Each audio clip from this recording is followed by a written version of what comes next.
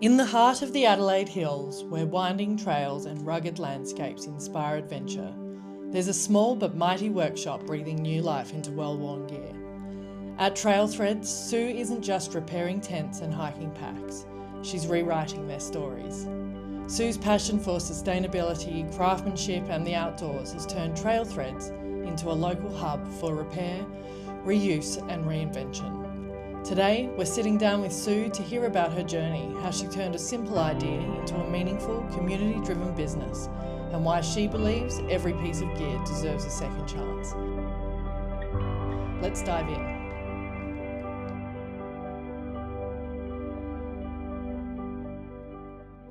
Sue, was there ever a moment when you looked around and you saw all this gear and you thought, is this over the top? Like, what am I doing with this much gear? Yeah. So the gear that sometimes people drop off, particularly because you want to look at it first, you want to inspect it to see whether it is usable, and quite often, especially with the outer flies, if it's a tent and things like that, the material's so perished that you can't use it, but then there'll be a clip on the end and then your mind goes, I can use that clip in something else. So you cut that clip up. Unfortunately, the rest of it you can't use. So you do then begin to hoard. And so I guess that's the thing. I mean, most people would see, you know, broken material or broken zips or torn tears in tents and think, I'm going to have to throw this out. But you look at it and you're like, no, I can do something with that. Yes. Why do you look at it that way?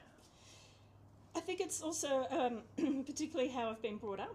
From a very young age, my parents were very thrifty and always repairing things, making things, and I think it's just been part of me for all those years, and I'm very grateful that I have been shown how to do those things, and I just don't like to see things going in the bin. Yeah, there'll be a use for it somewhere down the line. Yeah, and I'm lucky also my husband Peter thinks like that as well. So you don't want to look in his shed because that's another whole hoarding story. I love that you've got his and her sheds.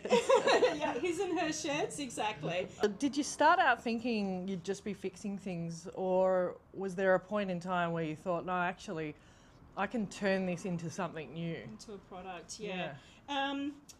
I think it's just something that, you know, I've always known I can fix things, and then, you know, you go to a shop and you look at something, or you're online and you look at something and you go, I actually can make that, and just having the space and a sewing machine. You know, my first sewing machine I was gifted from a friend, and I can make that, so give it a crack, just try and make it. So if I was to bring you in a ripped up tent, how do you look at that and then see a bike packing bag? I'm not sure. First off, I'd like to encourage the people to repair that product and reuse it as it was intended. And if they're not interested, or the cost of repairing it sort of outweighs, you know, its market value, then we'll just look at making something else out of it. And that's the other thing is, like, I'm an on-demand maker. I don't have a pile of goods ready to sell. So I only make if someone says, hey, Sue, can you make this for me? You know, otherwise I've got a lot of products sitting around. I'd have a shop full of bags rather than materials. How you turn it into a bag, a good imagination. Yeah. And what materials are the best to work with? Oh, I have favourites. I absolutely love working with canvas, and the finer materials, the lightweight materials are good if they're still structurally sound. I love working with leather craft is something that I really enjoy doing as well. You're not just repairing things, you're making custom made gear. Yes. What does it mean to you to be doing this? It means a lot. It's something I think about constantly as well, and to make something bespoke for someone else, there's a lot of pressure. There's a lot of sort of working out in my head and visualization of getting my image of it right and their image of it right, and coming together to make sure it suits both of us. But making bespoke things is very rewarding. Yeah, really rewarding. The outdoor industry is very much, or getting out into the outdoors, people that are interested in it, it's all about connecting with nature and getting outdoors. But there's also another side to the industry with all the gear that gets produced that's very wasteful. Very wasteful. It is. How do these two things exist together? Yeah, I don't know. And the chemicals that are used in making these products, the forever chemicals, thankfully, in America and parts of Europe, they're really focusing on outdoor fabrics now, and a lot of them are going to be banned or in the process of being banned, just because of the forever chemicals that are leaching into all our waterways and things like that. I think if we can set up even gear libraries or equipment libraries, so that people that aren't able to afford to get outside because they don't have shoes or a bag to carry their gear in, if they could just rent or borrow gear as well. I've got a lot of ideas, but I can't do everything, like a outdoor gear op shop. I know there's several interstate, but something like that here in South Australia I think would go really well. Yeah. I think it would be amazing. I'd love that. Yeah. How much do you think the outdoor industry is just clever marketing? Oh, all of it. If there was one thing you could change about the way that gear's made these days, what would it be? Back to small, local makers making more products out of sustainable materials, repairing, teaching people how to keep their gear in use, keeping it clean, maintaining, repairing. Who are the people that are coming to you? What kind of adventurer chooses to repair instead of buy brand new? Yeah, schools are really getting on board now with because if they run an outdoor education department, and this, they've got hundreds of students out in the field doing amazing things, and things get torn, zips need replacing. Schools are now going, we're repairing. So what's the most sentimental piece of gear someone's brought in? Something they just couldn't part with?